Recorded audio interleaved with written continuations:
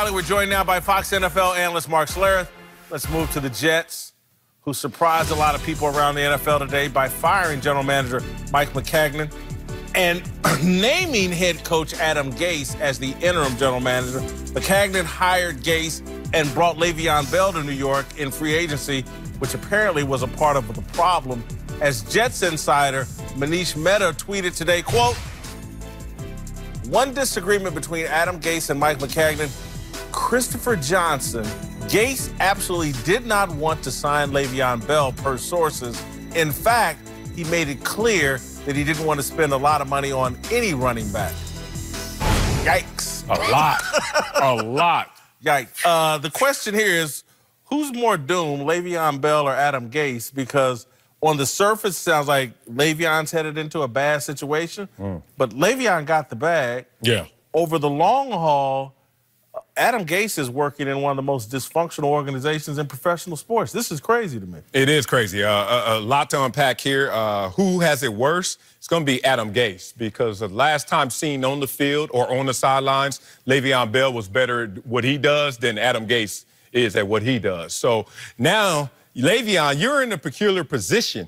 Now you have a head coach who is acting as the active general manager as of today, who reports say doesn't really support and like you. So now you got a problem, because those the carries, the attempts, the opportunities come from Adam Gase. So how will that compromise his situation? Kind of an Antonio Brown, Ben Roethlisberger power play here, and then you want to depart that. But Le'Veon got the bag. He's going to stay still. This is dysfunctional all around. Adam Gase was a losing coach in Miami. They just fired Maccagnan, who was a losing GM, despite having success the first year.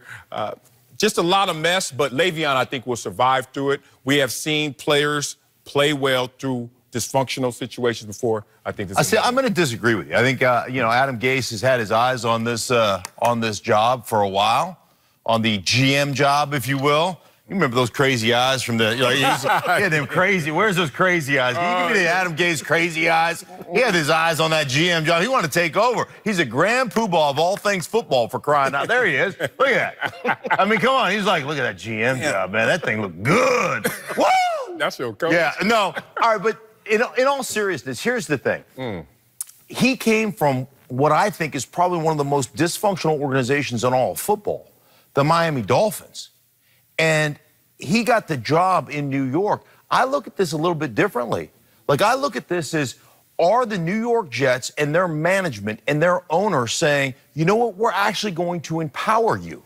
We're actually not just going to appoint you the head coach, but now we're going to empower you. We're going to give you those decision-making processes. We're going to give you, because he comes from, like I said, an organization, to me, and I've called games there. I stood on the sideline on a Friday afternoon practice, and I thought I was going to get in trouble. The practice was so bad. And I pulled Adam aside and I said, that's the worst practice in 12 years of playing and 18 years of broadcasting that I've ever seen.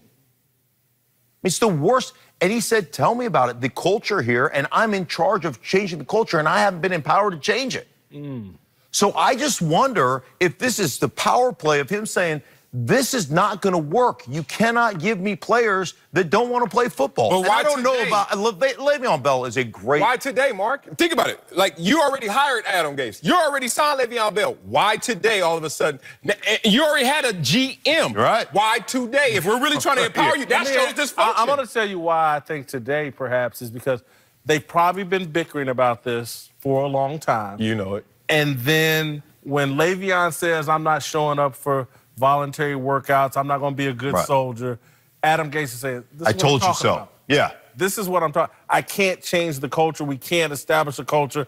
I told you not to invest in this guy. This guy's about his rap career and getting the money. He's not about a winning culture. He's a great player, but he's not a cultural tone setter that we need. And Adam Gase probably argue, and the running back position just isn't worth the money we spent.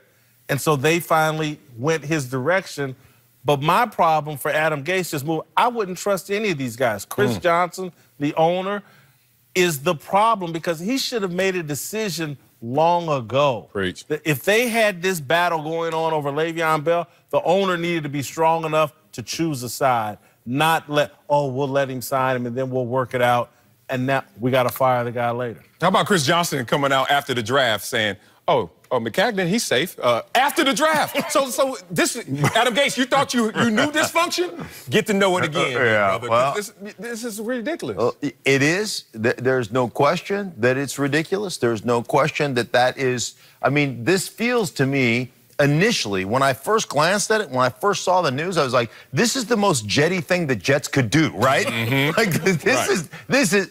But, I try to dig a little deeper and saying, if you're going to change the culture, here's what I know about culture. Either you establish it and you preach it and you live it every day, or culture works you. Like, the culture of a football team is very interesting because if you're not working on a day-to-day basis, it follows the path of least resistance. And it becomes a mess. And so if you can't establish it, and obviously there was a philosophical difference between those two, and Adam Gase won out. Now, you may not like the timing of it, but at least he won out. We'll see. It's 100% on you now, Adam. Yeah. All right, coming up. Twitter had a field day with the Knicks losing out on Zion Williamson last night. We get into that and the best and worst of social media. Next!